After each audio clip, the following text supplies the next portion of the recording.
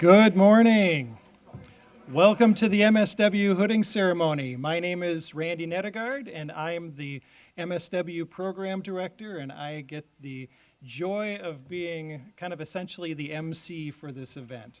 I'm very glad that you all are here. This is a wonderful opportunity to support and honor our new MSW graduates. And I want to personally thank you all for your support that you've given to them along the way, because we all know that it takes a community to raise a social worker, so so to speak. So I apologize for the delay in starting. I was a little worried because, you know, the standard is if the professor's more than 10 minutes late, then everybody scatters and gets out. So I like, oh no, better get going. So thank you for staying and not leaving, even though we got started a little bit late. Our program, for our MSW program, we have two separate programs that are combined in certain ways, and they're combined in the hooding ceremony today. We have an online MSW program, and the majority of our graduates for the spring are our online students. And so because of that, we also have live streaming that's going on. So people who are online students from a long distance who couldn't make it, or family and friends who couldn't make it, also have the opportunity to watch this via live streaming. So welcome to you out there in the internet. And we also have our campus program as well. So the reason why we have a hooding ceremony, in my mind, has a lot to do with, well, I didn't start it, but why I'm really excited that we have this. When I went through my MSW program down in the University of Minnesota, and of course that's a very large university, but I graduated in December, so it was just a graduate school graduation. But there were a lot of doctoral students who got their hoods at that time, and I remember sitting down and thinking, well, I got to wear my hood into the program or into the graduation, but I didn't get hooded, and I thought, gosh, I'd really like to do that. And with social work, you can get your doctoral degree in social work, but it's really just to do teaching and research, and it's not something that a lot of people get. So the MSW is seen really as the terminal degree for the working social worker. And so just like a doctoral degree is a terminal degree for some other specialties, and they get to get hooded separately, well, we're going to have that hooding happen here today. So we're really excited about that. With that, I'd like to go ahead and ask you to give us a hand for our graduates as they file in.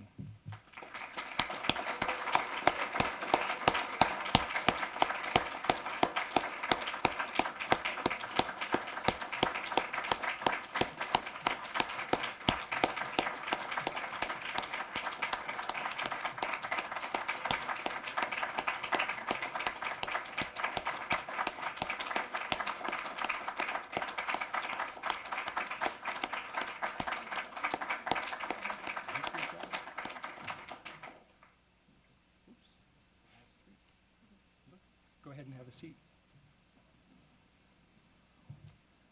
Oh, I miscounted. I guess I need to go take a remedial math class. Oh, well, what do you do?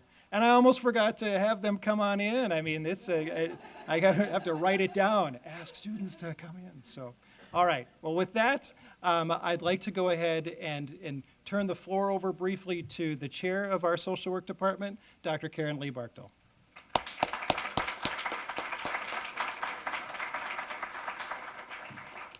Good morning, everybody. It's wonderful to see you all here, and I know many people are joining us around the state, region, and nation with our distance program.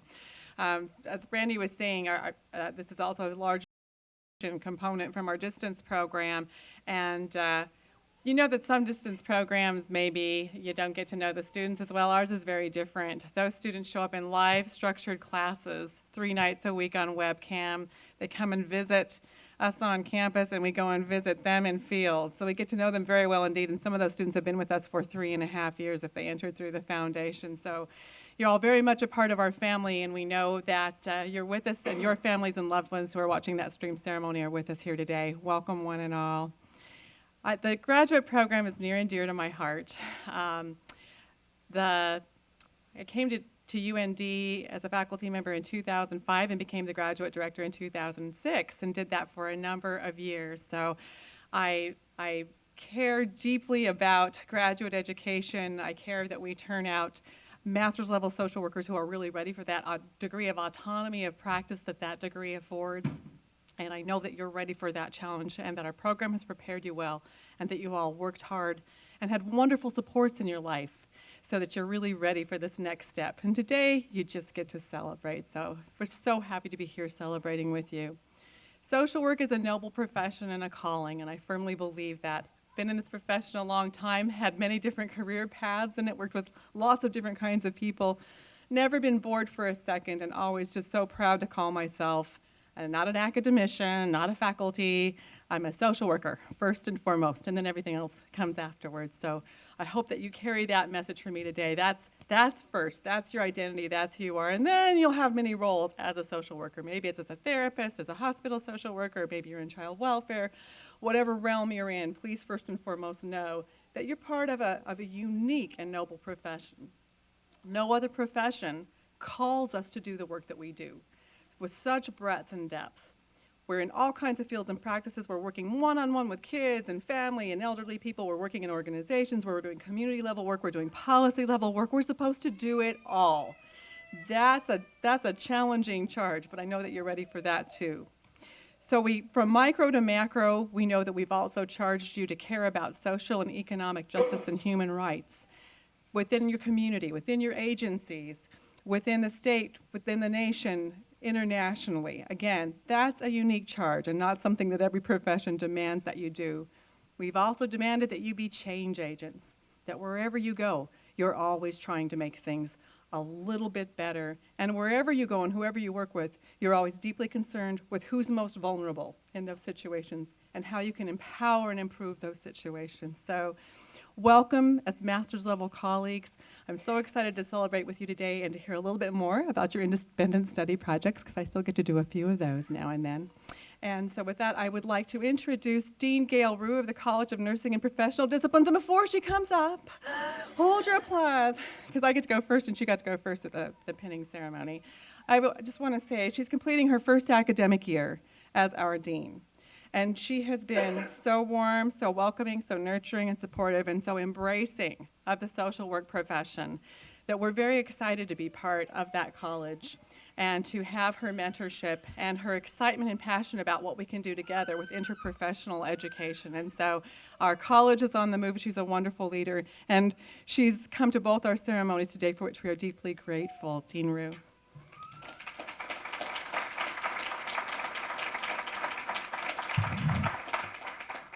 Good morning, and I extend my greetings to family and friends, to the graduates, to the faculty, and to Jake and Zach in the back who are doing the video streaming.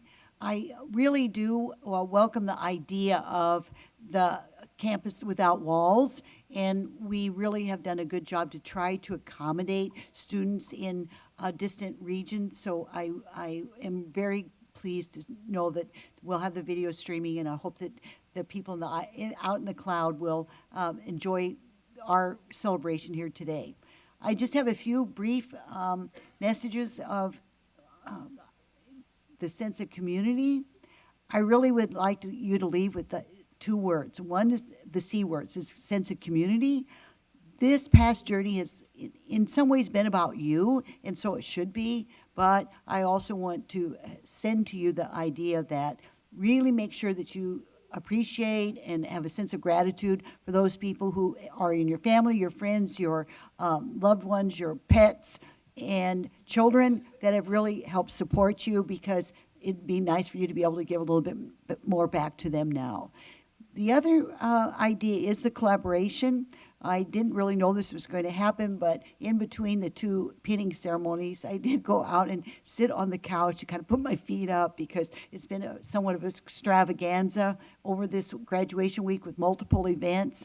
And of course, the two people sitting next to me were nurses. It's almost like we have something that's a magnet, and and both of them are young graduates. The a woman had graduated from UND. The male nursing student had graduated in Fargo, but they were working in Fargo.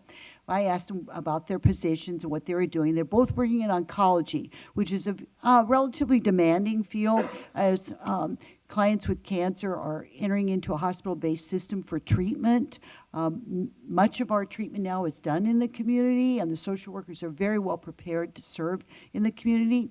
So when a client is in a hospital for oncology care, it's usually a fairly demanding, intense process. But when I shared with them that I was here for the social work pinning, their faces just lit up, and they said, "Oh, that's really cool.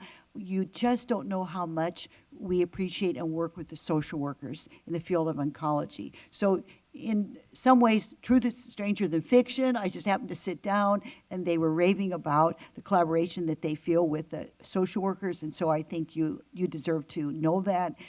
These are just two people that are really big fans of what you do in the interprofessional care model, so I think that this is a nice message to send back to you. So I send congratulations to you, to all the students who are in cyberspace, to the family, the friends, the loved ones, the faculty. I would say to you, we're very proud of you. This is a really important day, so feel it, soak it up. But the last C word is contribution. And really, in addition to that sense of community, the sense of collaboration, the sense of contribution, what's most important is not that necessarily you have a celebration today, but how you contribute in the future. So we really do look to you to carry the baton forward into the future and contribute. You have the trust of the public. You're working with multiple types of underserved clients to improve the services and the aspect of social justice. So we look forward to your contributions, and thank you for those contributions.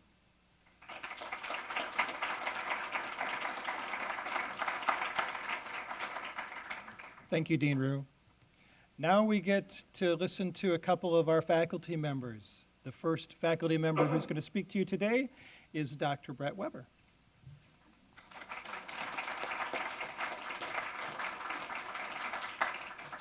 Good morning. Thank you. First, let me repeat something that you're going to be hearing all day today. And you're going to be hearing it because you deserve it.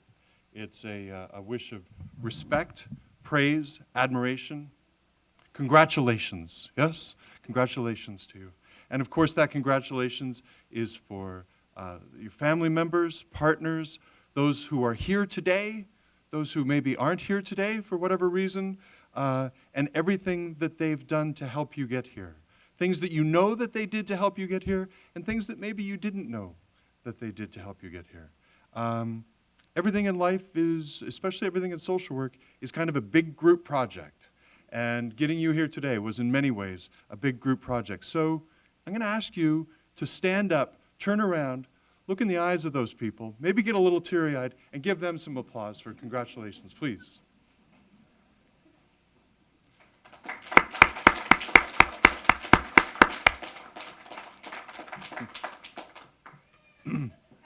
Thanks. So I have three things. I'll try to make this brief because you're going to be sitting through lots of speeches today. First, it was a wonderful experience getting to work and learn with you.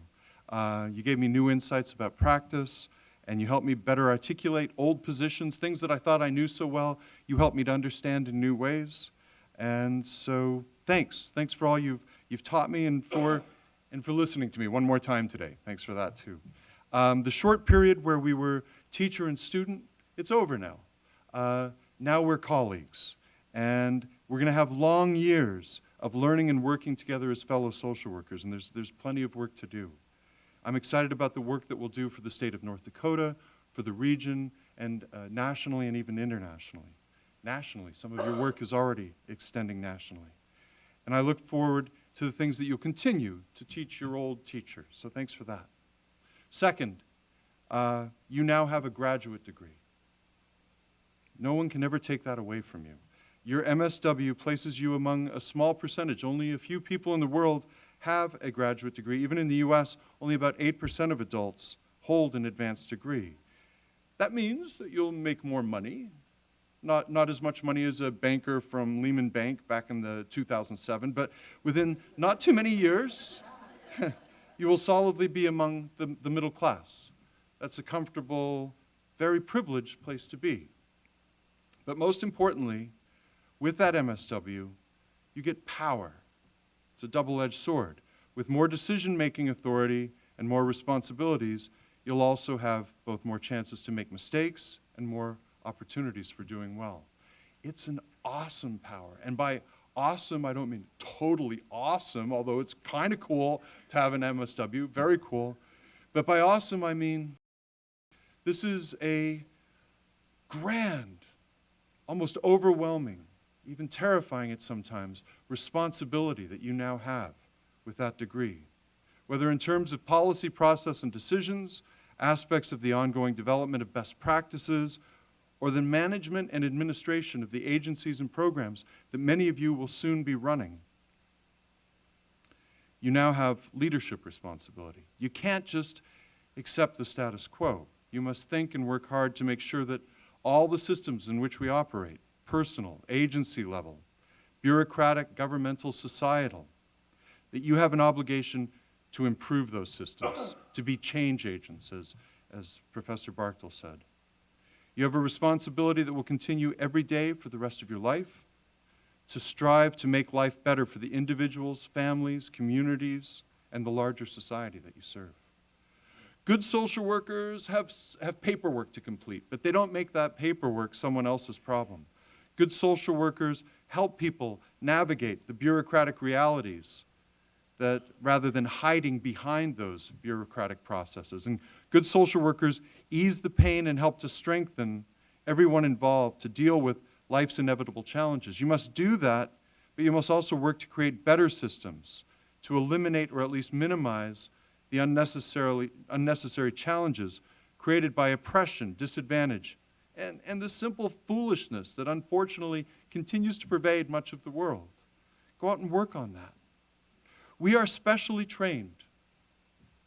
We have a unique set of values and perspectives. We're guided by a code of ethics.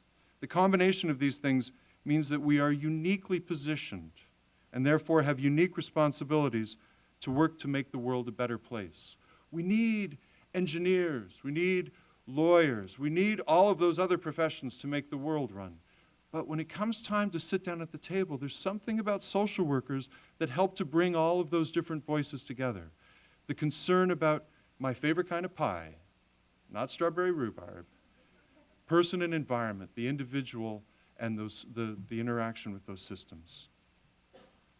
Many of you know how true this is, both from your own practice experience or from watching parents or other special people in your life who are social workers. Okay. It sounds corny and idealistic, but that's what you've signed on for. Good social workers make profoundly positive impressions and make the world a better place. Good social workers are heroes and angels. It's a really special job. Everyone in this room is so proud of you. You've worked hard and you absolutely deserve that. Enjoy this day. But then it's time to go out and embrace the awesome responsibility you have and the work of becoming the heroes and angels that everybody in this room knows that you're always meant to be. Congratulations, my colleagues.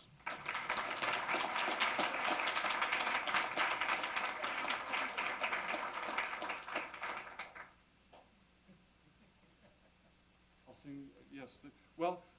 So it's been said that this is kind of the on-campus group, and then it's distance students on the web. But we have a number of distance students here today. This is mostly distance students and a whole lot of folks at home. So the on-campus students and the rest of you, this is going to be kind of weird, but this is for us. So will you join me? Yes? All right, we can try. Here we go. It's so much easier to do when I'm in my office on screen.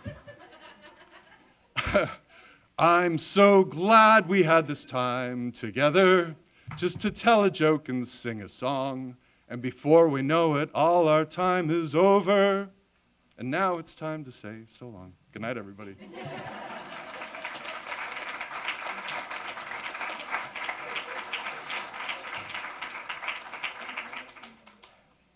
Well, the ceremony wouldn't be complete without singing and dancing. So you got the singing.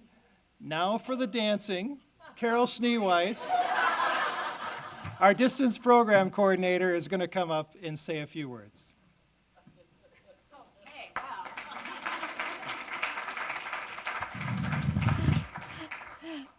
That was a bit of a setup because I'm a terrible dancer, but there are other things that I can manage sometimes. So I want to thank you for the opportunity to address you today. All of you who have been such support to these students, everybody on the camera. I have the unique privilege of meeting the distance students long before faculty does, because they come in to me. I work with them prior to them getting registered. I help them got admitted into the program. Sometimes I get to call them and say, we had a slot open and you're in, and I get to hear them cry and scream and yell and be excited. And kind of my favorite phone calls to make, actually. So I have that unique privilege of having known each of you, the distance students, the campus students less well. But this is a day when I am just really touched by all the time that we've spent together and my personal connections to each one of you. And so I always panic a little bit about what we haven't told you yet. And I'm going to be really brief because I always think of a gazillion things. But one of the things I know that I want you to go away with is about taking care of yourself. And you know me, I'm a bit of a jewelry junkie. And it's usually clunky. But today, in honor of you and our passion and our lives, I've worn something that I had made a few years ago. And it represents the totality of us as human beings. There's a symbol for our intellect, and man, have we pushed your intellect in these last few years. There's a symbol for our emotions. And I know that you've used your emotions. I told you not to get married and have babies, but did you listen to me? No. We had a lot of babies. We had a lot of marriage. I know so I know you're connected to the people in your life. In the center of this, you'll see that there is a stone, and that represents our spirit. And it's encompassed by a circle, which is our body. And so what I say to you is, I'm going to make a guess. I was going to make an assumption, but you know what happens to assumptions. So I will make a guess that during this journey, you've neglected one of or more of those parts of you. And so my challenge to you is now that this program is done, that you go back and you check in with each part of you, and you take time to be balanced, and avoid filling this time that you now will have with do. You were used to doing. Take this time to start to be, so that you can embrace all of those parts. Because as you are able to do that, you are stronger as a person, you are closer to those that you love, and you are a better person to the clients that you serve, because you are more well-rounded and you are taking care of yourself too. So that's my challenge to you. That's my message. Know that just because you're done, you can still call me, and I would be glad to talk to any of you anytime.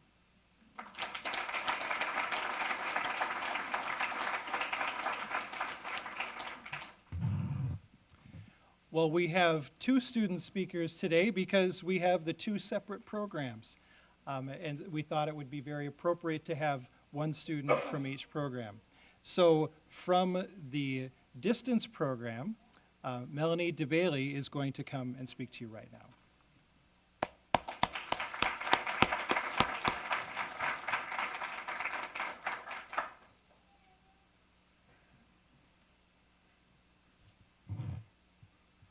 So I'm not exactly sure how I wound up standing here. I think it was due to complete exhaustion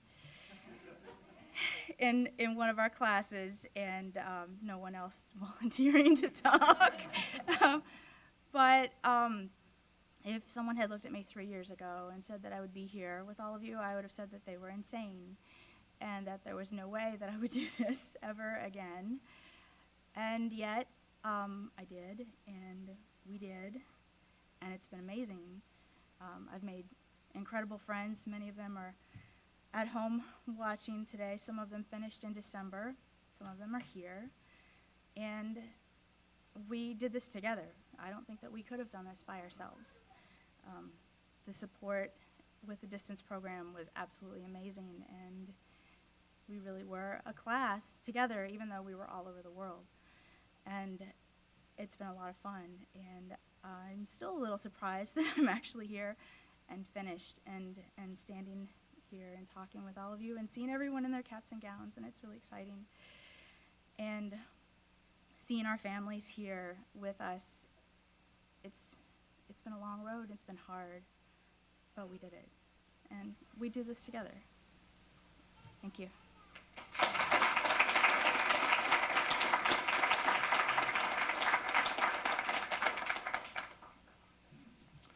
Thank you, Melanie. From our campus program, we have Alma Torres coming to speak to you.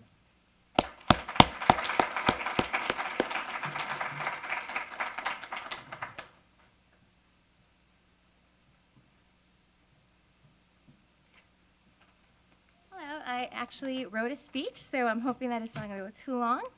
I want to thank everyone that's here today supporting all of these students, and I especially want to thank my family who came from far away to be with me today, and my soon-to-be husband, where I can't see where he's at. Oh, there he is. Tomorrow, we're actually going to marry tomorrow.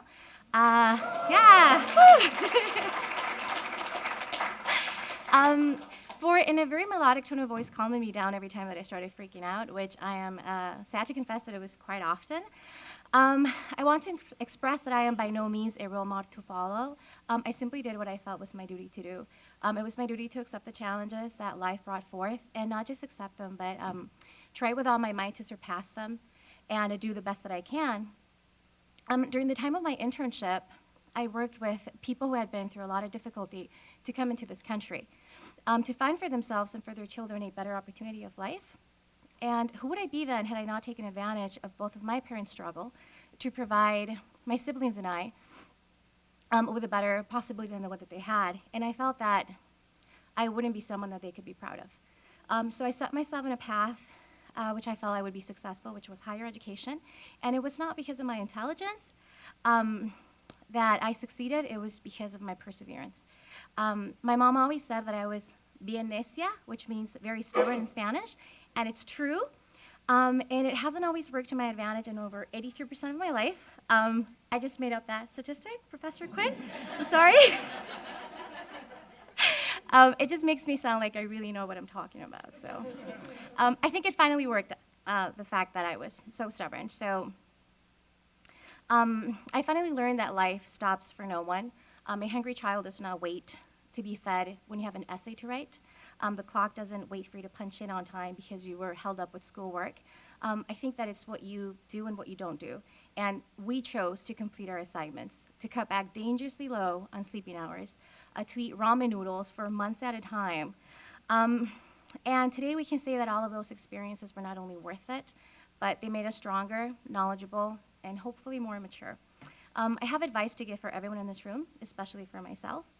Now that I've completed my education and with a plan on helping people professionally, I need to remind myself of the reason that I chose to pursue education in the first place, which was to provide my daughter with a better and more comfortable life without the need to work long hours like my mom did. My mother worked long hours in a factory because her English was limited and because she didn't have the opportunity like I did to educate herself further. And because she chose to provide my brother and I with a home, clothing, and food. And even though it was hard for her, she always found the time to let us know that she loved us and to spend whatever time she had available with us. So sometimes we say to ourselves that tomorrow we will have time to spend with our loved ones, that tomorrow we will play a game with our kids, that tomorrow we will take a nap, But the days keep on passing and we do nothing that we promised ourselves to do. I don't know about you, but I am of the mentality that if you're not well yourself, how then can you help someone else? I will not wait for tomorrow to enjoy the people that are here today, to love them, and to above all, love myself, so that when I have to help people as a social worker, I have helped myself first. So congratulations to everyone. Thank you.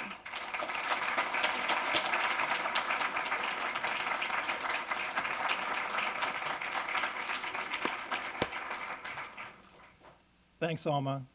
Wow, getting married tomorrow, huh? Yeah. Woo, what a weekend.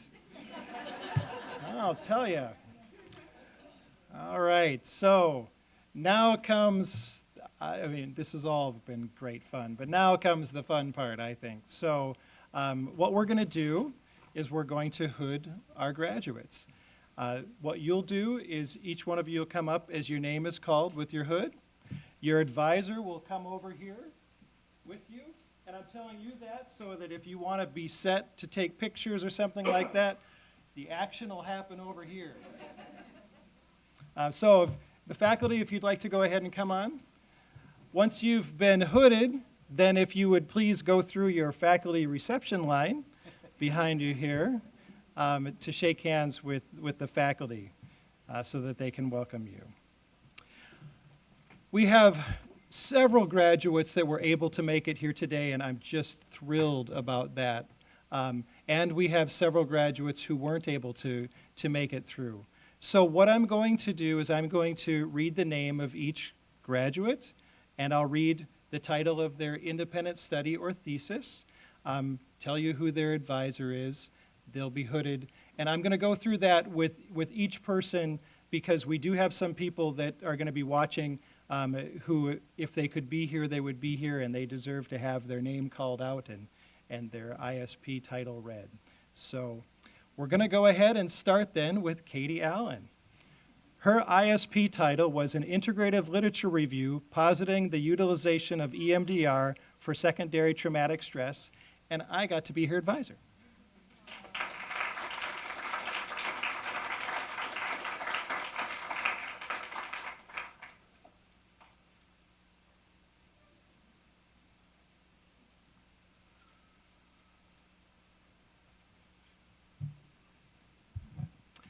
Next up is Sarah Ahrens. Her ISP title was Safety in the Agency, a Training Manual, and her advisor was Carol Schneeweiss.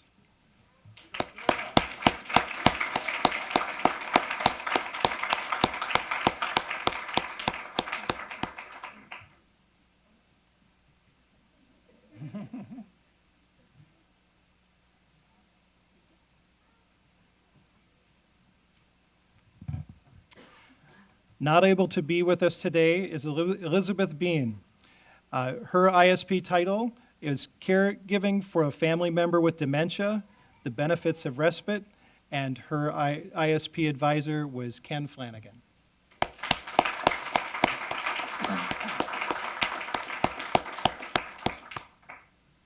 Our next student is Brittany Broderson.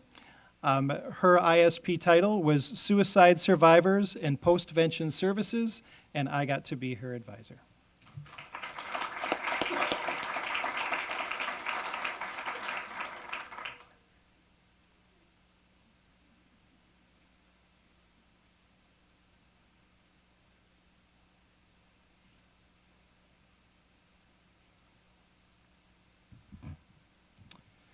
Not able to be with us today was our next student, Leif Coleman.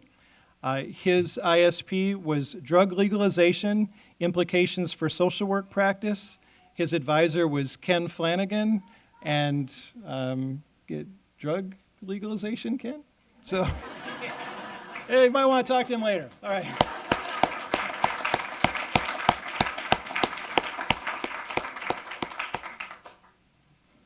Just kidding. But if you knew Ken, it'd be like, really? Our next student is Abel DeLuna, and his ISP was Improving Latino Immigrants' Mental Health, and Roger Johnson was his advisor.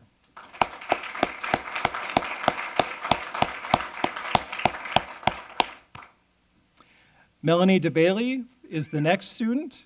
Her ISP title was Working with Veterans and the Military, a manual for the non-military practitioner, and I was able to be her advisor.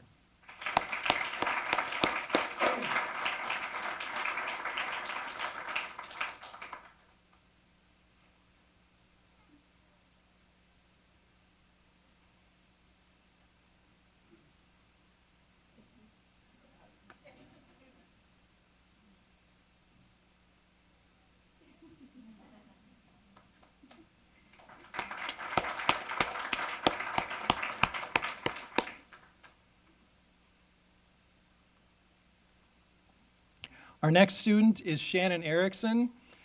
She was not able to be with us today. It's very possible that she's in labor even as we speak. At least that's what she was hoping. So her ISP title was Supportive Housing for Women with a Mental Illness Who Are Parenting Children. Does the current service model offer enough support? And Ken Flanagan was her advisor.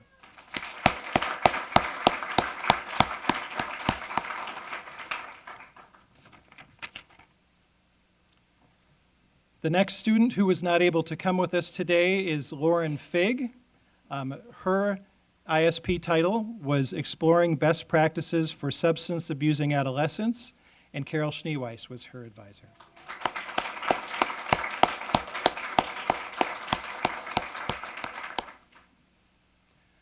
The next student not able to be with us today is Natasha Fultonevich. Her ISP title is A Closer Look at the Evidence Base for Play Therapy, and Carol Schneeweiss was also her advisor.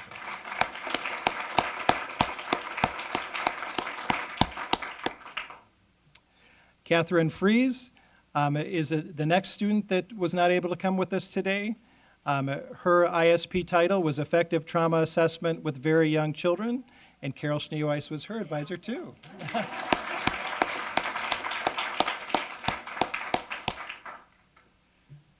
The next student is Josh Hammeister, and his ISP is What a Social Worker Needs to Know When Working with Suicidal Clients. Andrew Quinn was his advisor.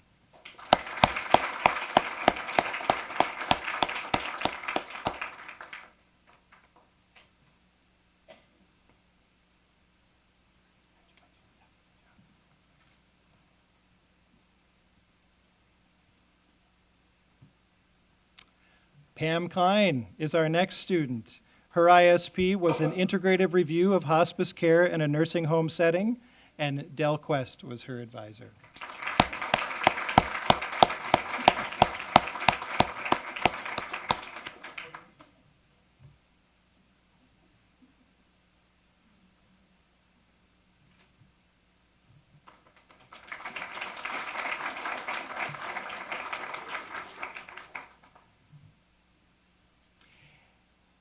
Amy Klinsky is our next student. Her ISP title is an exploratory assessment at the effectiveness of the mobile app Provider Resilience as it relates to resilience of secondary traumatic stress in social workers, and I was her advisor.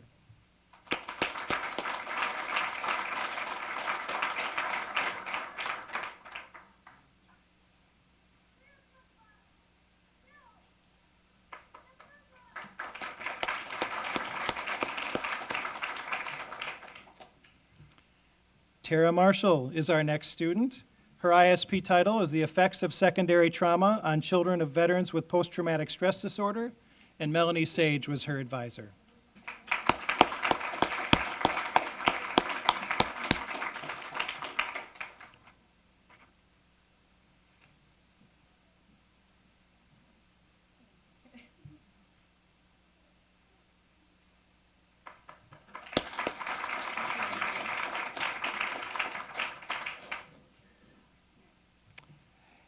Amy Matchett Smith is our next student.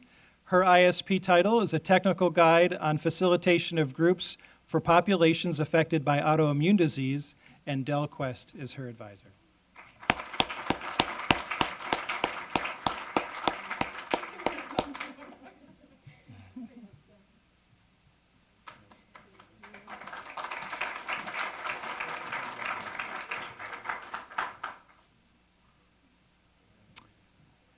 Amber Miller was not able to be with us today. Her ISP title is The Impact on Children being raised by parents with combat-related PTSD, and Melanie Sage was her advisor.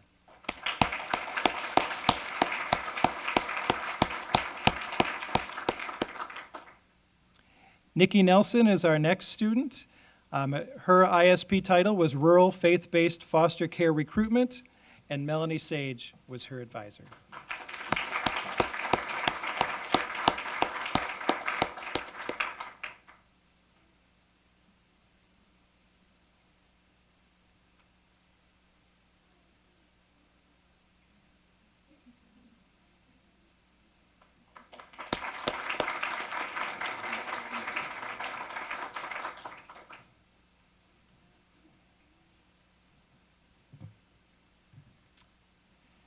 Heather Potts was not able to be with us today. Her ISP title is a boilerplate grant for unreimbursed rural hospice bereavement care services, a historical review of rural hospice and the importance of social work in bereavement, and Brett Weber was her ISP advisor.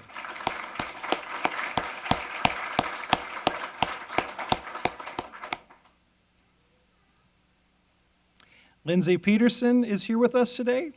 Her ISP title is Supportive Resources for Grieving Teens, and Roger Johnson is her ISP advisor.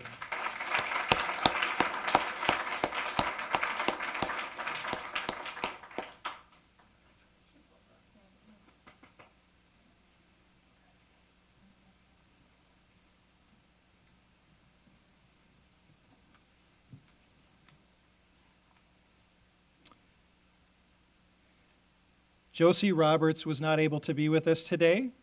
Her ISP title is Creating a Community Referral Tool, the Beacon of Hope Hospice Literature Series, and I was her advisor.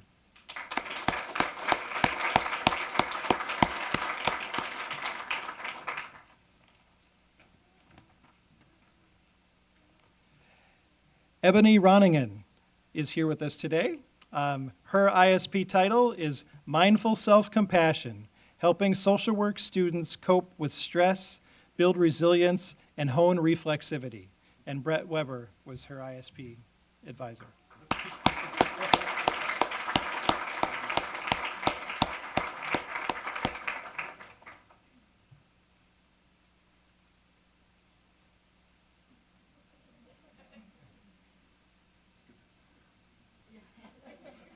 Good.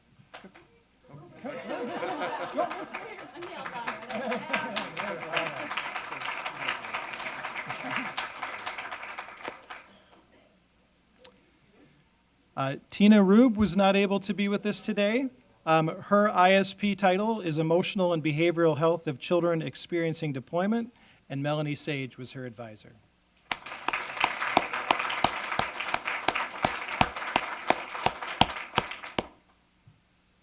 Kyle Skaggs was also not able to be with us today. His ISP title is Culturally Specific Programming for American Indian Populations, and Carol Schneeweiss was his advisor.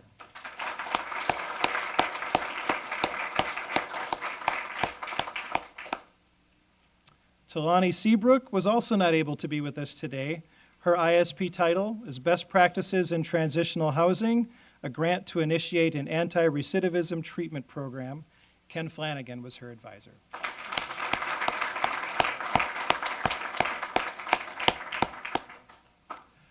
Tyra Taylor is here, and her ISP title is Linking School-Based Mental Health Services to the Student's Home Environment, and Roger Johnson was her ISP advisor.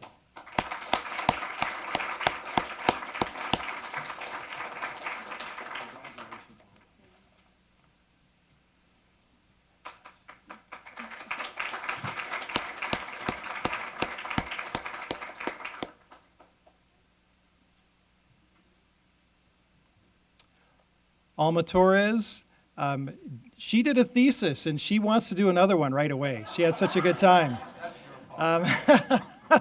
Her title was Identifying Barriers to Mental Health Services for Limited and Non-English Speaking Clients in Rural Homogeneous Environments, an approach to reduce barriers with technology. Andrew Quinn was her advisor.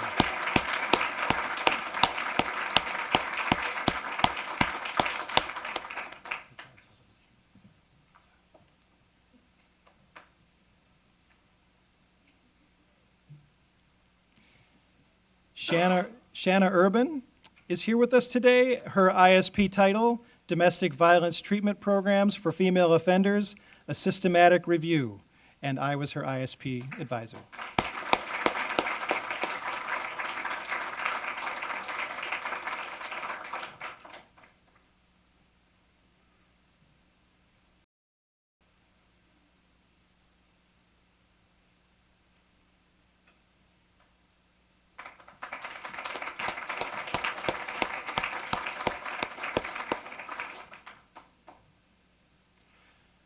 Michelle Vanderhyde was not able to be with us today, but her ISP title was Exploring Best Practices for Substance Abusing Adolescents, and Roger Johnson was her advisor.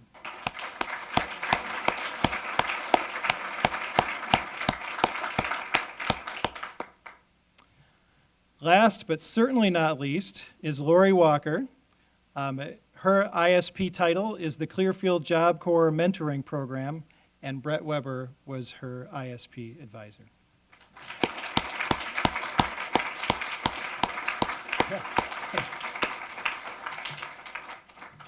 Hallelujah. All the way from Utah. Anybody come further? Yes? There we go.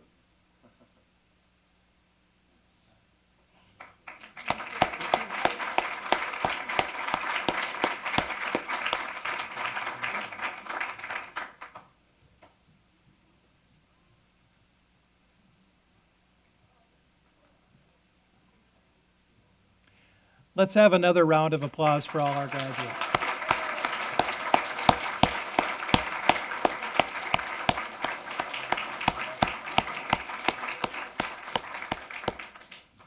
Well, this concludes our ceremony. There's just a couple of things. First of all, if the graduates would stay for a picture, kind of assemble over in this area so we could take a picture of you all, please, right away. Faculty, you are dismissed. You can, please stay in touch, and there'll be light refreshments for you out in the waiting area. So thank you so much for coming and supporting our graduates.